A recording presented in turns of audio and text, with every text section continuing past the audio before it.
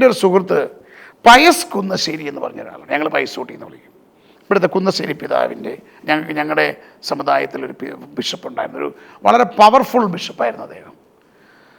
ആ ബിഷപ്പിൻ്റെ അനിയൻ്റെ മകൻ പയസ് കുന്നശ്ശേരി എൻ്റെ വീട്ടിൽ മിനിഞ്ഞാന്ന് രാത്രി വന്ന് ഇങ്ങനെ ഓരോ കാര്യങ്ങളൊക്കെ പറഞ്ഞു വന്നപ്പോൾ നമുക്കൊന്ന് കൂടണ്ടേ, ഇപ്പോൾ എത്രത്താ വരികയല്ലേ, അല്ലെങ്കിൽ നോയമ്പിന് മുമ്പ് ഒന്ന് കൂടണ്ടേ, ഞാൻ തിരിച്ച് ലണ്ടനിൽ പോവും എന്ന് പറഞ്ഞപ്പം ഞാൻ പറഞ്ഞു പൈസ ഞാനെങ്ങും ഇല്ലെന്ന് പറഞ്ഞു, നമുക്കിവിടെ വിടാം. അപ്പോൾ എൻ്റെ ഭാര്യ പൈസൂട്ടിയോട് പറഞ്ഞത് എന്താണെന്ന് വെച്ചാൽ, ചേട്ടാ ഇപ്പോൾ എങ്ങും പോകുന്നില്ലെന്നാണ് പറഞ്ഞത്. സാധാരണ ഭാര്യമാരുടെ പരാതി എന്ന് പറയുന്നത് ഭർത്താക്കന്മാരെ കിട്ടുന്നില്ലെന്നാണ്.